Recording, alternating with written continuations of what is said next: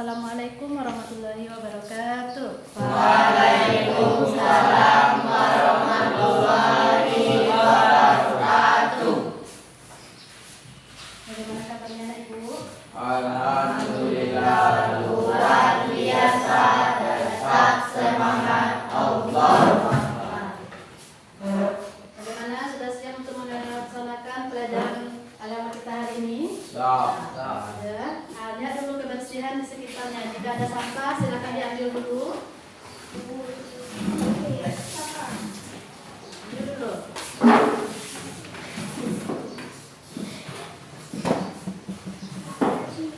Sudah. Sebelum kita mulai, silakan kepada ketua kelas untuk menyiapkan terlebih dahulu. Berdua siap. Hormat siap. Tegak dan berdoa. Bismillahirrahmanirrahim. Raditu billahi rabban wa bil islami dinan wa bil muhammadin nabiyyan wa rasulan rabbil zidni ilman warzuqni fahman ya arhamar rahimin. Ya, anak ibu, sebelum kita lanjut materi, ibu akan absen terlebih dahulu. Siapa yang tidak hadir hari ini? Hadir semua? Hadir. Hadir. Nah, alhamdulillah. Semoga anak-anak ibu semua bisa mengikuti pelajaran hari ini dengan baik dan tertib, sehingga nanti akan memperoleh ilmu yang bermanfaat. Nah, baiklah anak-anak ibu, sebelum kita masuk materi yang baru hari ini, yaitu mengenai ruqyah dalam sholat. Nah, ibu ingin bertanya, apa pelajaran kita minggu kemarin? Siapa yang masih ingat? Siapa yang masih ingat apa pelajaran kita minggu kemarin? Coba lihat kembali bukunya. Siapa yang masih ingat apa materi kita minggu kemarin? Apa? Apa nak? Sholat dan zikir. Nah, siapa yang masih ingat apa itu sholat? Apa Zam? Doa. Doa. Sholat adalah doa menurut bahasa. Nah, kemudian bagaimana? Apakah tadi pagi ada yang sholat? Siapa yang tidak sholat subuh tadi pagi? Nah, kenapa tidak sholat subuh? Pasti kamu ketiduran. Sekarang kita akan masuk materi kita dalam mengenai ruqyah dalam ibadah sholat. Nah, sebelumnya silakan buka buku kamu nak. Halaman bab yang ke-9. Ruqyah dalam sholat. Buka bab. Ada bab 9.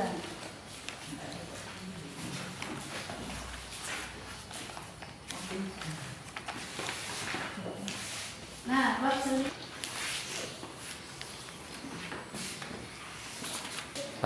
Nah, baiklah anak ibu, tadi kita sudah ingat kembali ya materi kita minggu kemarin, yaitu mengenai zikir dan sholat. Nah, hari ini kita akan masuk materi baru, yaitu mengenai ruqyah, yaitu ruqyah dalam ibadah sholat. Sebelum ibu masuk, ibu ingin bertanya dulu, siapa yang tahu atau pernah mendengar apa itu kata ruqyah?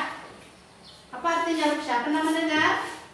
Keringanan atau ketenangan. Keringanan. Siapa lagi? Ada yang pernah mendengar? Ada yang pernah mendengar? Apa itu? Kelonggaran. Bagus. Ya, berarti anak ibu sudah membaca terlebih dahulu. Nah, jadi ruqyah itu adalah kelonggaran atau keringanan. Nah, dalam sholat apa contohnya keringanan diberikan oleh Allah kepada kita? Sholat ya kan? Duduk. Apa lagi? Bagaimana lagi? Berbaring. Nah, ibu, sebelum kita lanjut bacakan dulu kepada kamu tujuan pembelajaran kita hari ini. Nah, siapa yang bisa membacakan apa tujuan pembelajaran kita ya Azam? Silakan. Peserta didik dapat menjelaskan makna ruksa dalam ibadah. Nah. 2. Peserta didik dapat mengidentifikasi ruksa dapat ibadah sholat. 3. Peserta didik dapat membuat bahan tabel mengenai ruksa dalam ibadah sholat. Dalam sholat. Nah, baiklah anak ibu, tujuan pembelajaran kita yang ada 3 dalam materi ini. Yang pertama, peserta didik dapat atau mampu menjelaskan pengertian ruksyah dalam ibadah. Kemudian yang kedua, peserta didik dapat mengidentifikasi ruksyah dalam ibadah sholat. Yang ketiga, nanti kamu diharapkan mampu membuat tabel tentang ketentuan ruksyah. Ya, terima kasih Azam sudah membacakan ya. Setelah kita belajar nanti diharapkan anak-anak ibu mampu mencapai tujuan pelajaran ini. Perhatikan video yang akan ibu tayangkan ini. Kemudian nanti kamu pahami apa yang terkandung di dalam video ini. Assalamualaikum warahmatullahi wabarakatuh. Waalaikumsalam. Selamat pagi anak-anakku semuanya. Bagaimana kabar hari ini? Alhamdulillah. Semoga semuanya sehat dan siap mengikuti pelajaran hari ini ya. Baiklah anak-anak ibu semuanya, untuk materi kita hari ini yaitu ruksyah dalam sholat. Pengertian ruksyah dalam sholat. Ruksyah adalah kemudahan atau kelonggaran. Sedangkan ruksyah dalam sholat merupakan keringanan yang diberikan oleh Allah Subhanahu wa Ta'ala kepada umat Islam dalam menjalankan ibadah sholat. Ruksyah ini bertujuan untuk memudahkan umat Islam dalam beribadah. Ketentuan ruksyah dalam sholat. Yang pertama, ruksyah bagi orang sakit. Orang dalam keadaan sakit diizinkan untuk melaksanakan sholat dengan cara yang pertama duduk, yang kedua berbaring. Dan jika mereka tidak mampu berdiri, mereka juga diizinkan untuk meningkat rakaat jika kondisi mereka tidak memungkinkan untuk menyelesaikan sholat dengan sempurna. Ketentuan ruksyah dalam sholat yang kedua adalah bagi orang dalam perjalanan atau disebut juga musafir. Mereka dapat melaksanakan sholat dengan cara yang pertama jamak, yaitu musafir dapat menggabungkan sholat zuhur dan asar atau sholat maghrib dan isya. Yang kedua adalah dengan cara kasar, atau musafir dapat meningkat sholatnya menjadi 2 rakaat untuk sholat yang biasa terdiri dari 4 rakaat seperti sholat zuhur, asar, dan isya. Ketentuan ruksyah dalam sholat yang ketiga adalah sholat dalam keadaan takut. Dalam situasi darurat seperti dalam perang atau dalam bahaya, seseorang dapat melaksanakan sholat dengan cara yang lebih mudah, misalnya dengan cara berdiri atau berjalan atau dengan isyarat. Yang pertama, sebagai keringanan. Ruksyah diberikan untuk memudahkan umat Islam dalam beribadah. Yang kedua, menambah kekhusyukan. Dengan ruksyah, umat Islam dapat lebih khusyuk dalam beribadah. Yang ketiga, menunjukkan kasih sayang Allah. Ruksyah merupakan wujud kasih sayang Allah yang memberikan kelonggaran dan fleksibilitas dalam menjalankan kewajiban agama sesuai dengan kondisi umatnya. Dari tayangan video ibu tadi, sudah paham nak atau sudah mulai tampil pengetahuan mengenai ruksyah dalam sholat? Bagaimana? Ada manfaatnya video tadi? Ada paham nak? Ada. Nah, ada. Nanti untuk lebih jelasnya kita akan ibu bagi menjadi beberapa kelompok.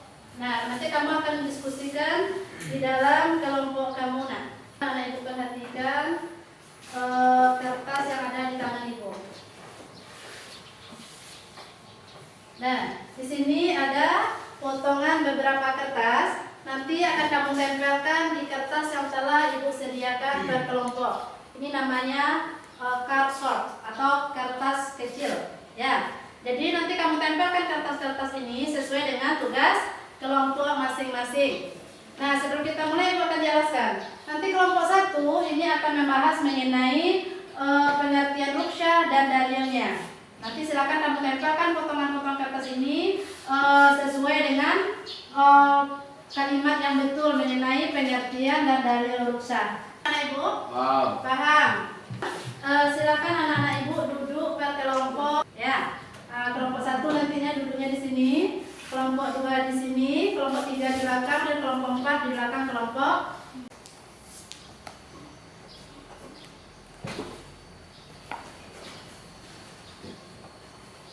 Nah, mereka kena susun ya nak, karakternya tempel ke situ kelompok 2, kemudian apa jadi materi cara itu kamu susunnya. Nanti kamu tempelkan saja nak. Oke.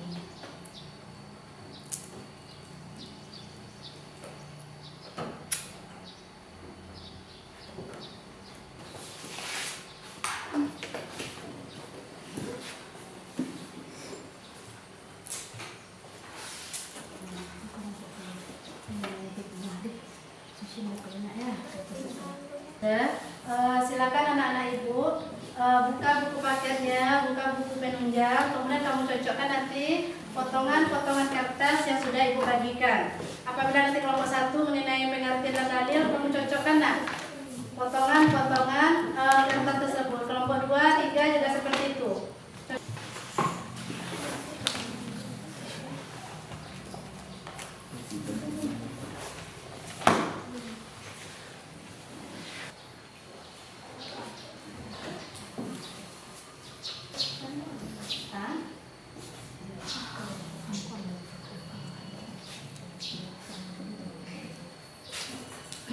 Nah, silakan buka dulu buku paketnya, cocokkan di buku paketnya.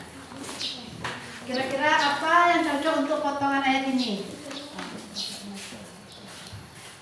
Cocokkan dulu. Ini kalau kurang kertasnya boleh. Terus di kelompok, Ibu akan menilai kamu nak. Keaktifan dalam kelompok akan Ibu nilai. Siapa yang bekerja, siapa yang bisa bekerja sama, atau siapa yang hanya duduk-duduk saja, semuanya ada poinnya di sini. Orang yang tidak bekerja tidak akan ada nilainya. Ya, silakan nak. Baca, pahami, kemudian baru kamu tempelkan nanti kartunya. Benar atau tidaknya nanti. Lihat dulu kelompok 1 dalil dan pengertian, lihat dulu dalilnya apa, cocokkan nanti potongan ayatnya. Kemudian kelompok 2 kata ruksha dalam sholat itu bagi musafir, bagi orang sakit. Nah, cocokkan dulu, lihat di bukunya. Nah, apa kata ruksha bagi orang sakit, nanti kamu cocokkan nak, baru susun nanti potongan ayatnya. Coba lihat Fazil. Nah, kelompok yang lain begitu juga.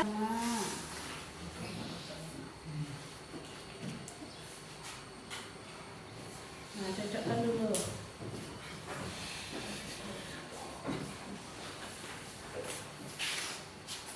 Yang tidak mengerti nanti boleh bertanya.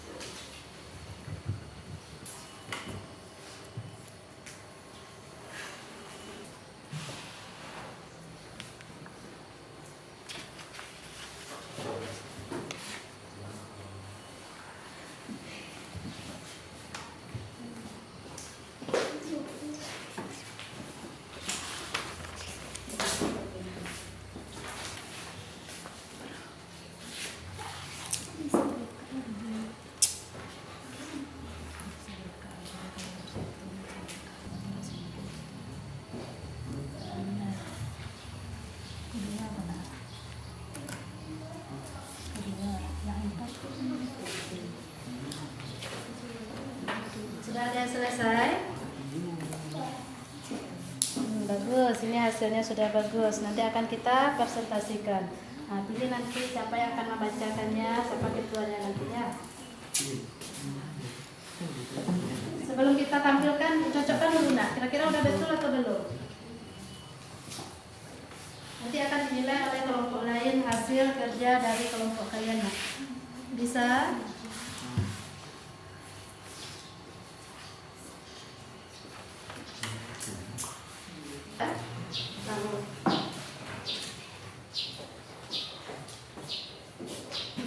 Sudah selesai semua?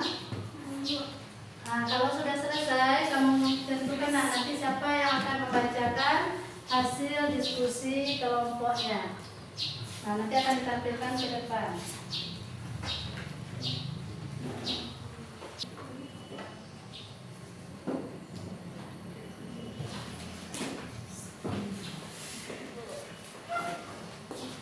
Bagaimana? Sudah?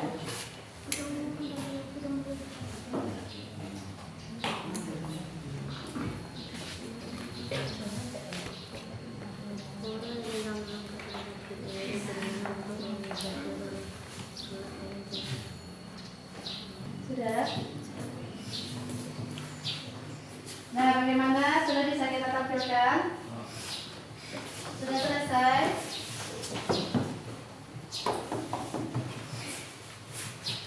Assalamualaikum warahmatullahi wabarakatuh. Baiklah, kami dari kelompok 2 akan membacakan diskusi kami. 1. Orang yang sedang dalam keadaan sakit diberi keringanan untuk mengerjakan sholat dengan cara duduk. Jika orang dalam keadaan sakit tidak bisa melaksanakan sholat dengan duduk, maka diberikan keringanan sholat dengan berbaring. Apakah ada pertanyaan? Nah, bagaimana kelompok lain? Apakah ada yang ingin bertanya atau menanggapi hasil diskusi kelompok 2? Bolehkah mengkasar sholat maghrib? Tidak. Nah, jelaskan alasannya. Nah, ingat, sholat yang dikasar adalah sholat yang bilangannya 4 rakaat. Tadi dijawab oleh kelompok 2, bolehkah mengkasar sholat maghrib? Jawabannya tidak. Kenapa? Apa alasannya? Siapa yang bisa menambahkan apa alasannya kenapa sholat maghrib tidak bisa dikasar kata kelompok 2?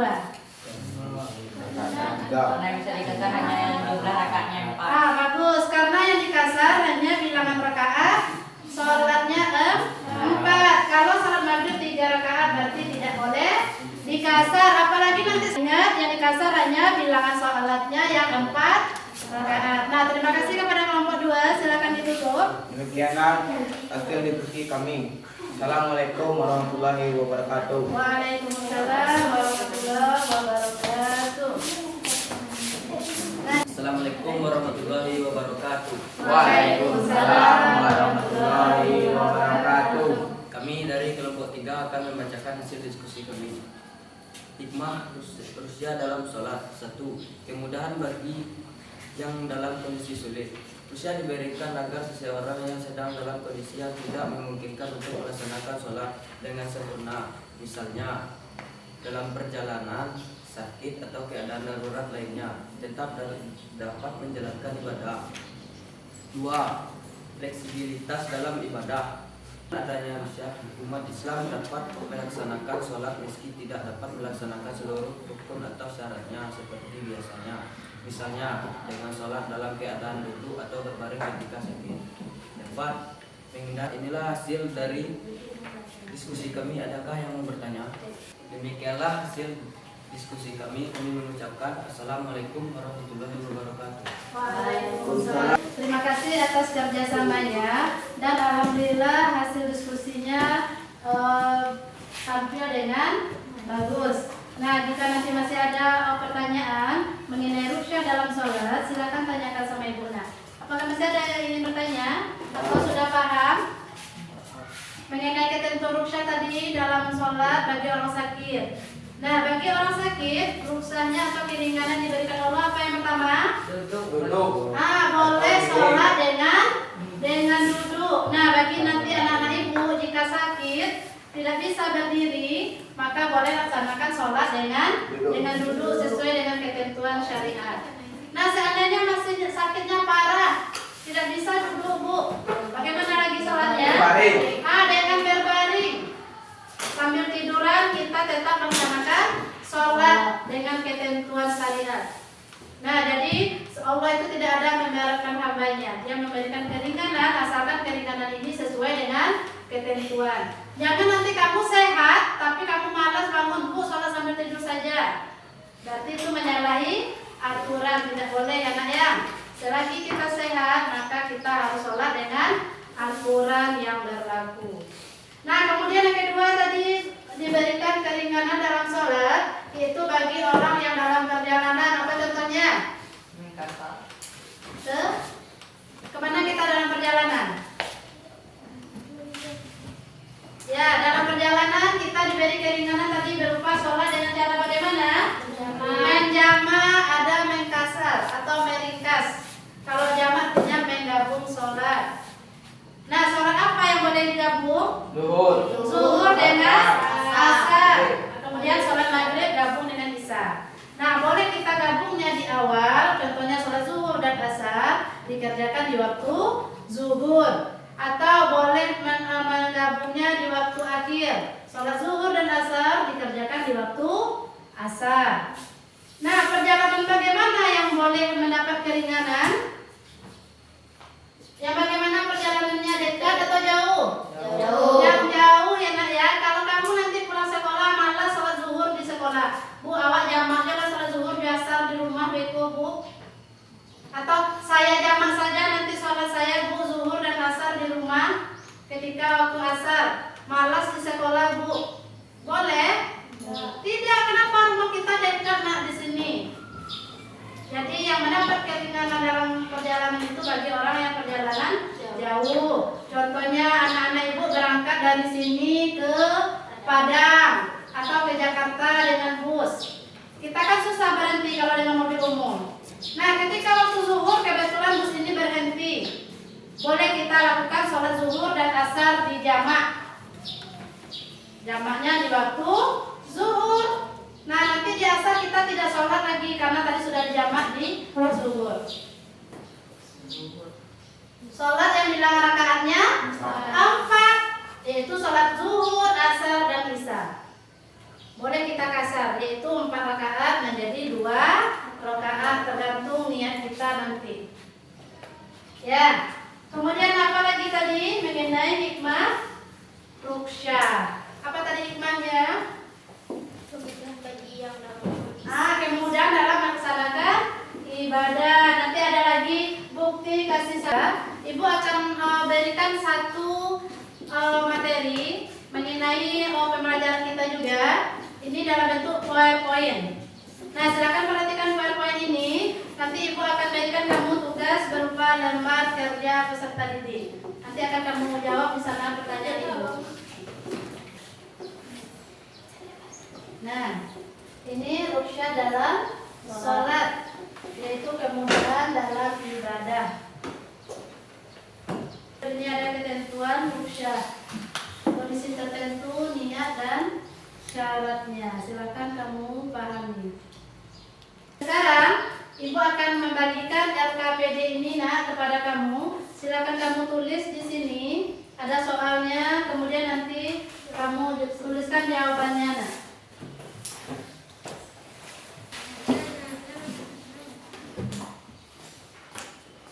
Silakan jawab dari materi yang sudah kita pahami.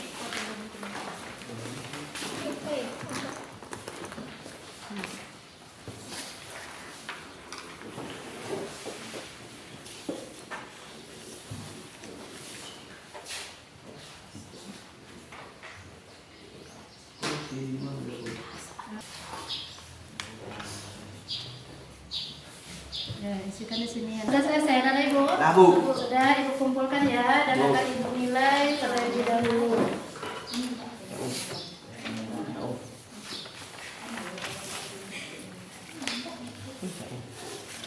Ibu akan nilai terlebih dahulu.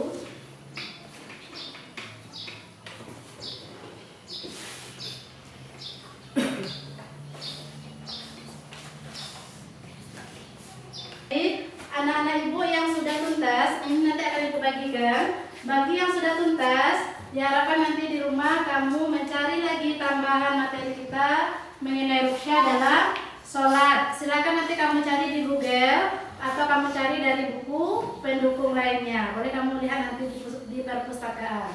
Kemudian bagi anak-anak ibu yang belum tuntas, ini akan ibu berikan nanti tambahan waktu kita belajar.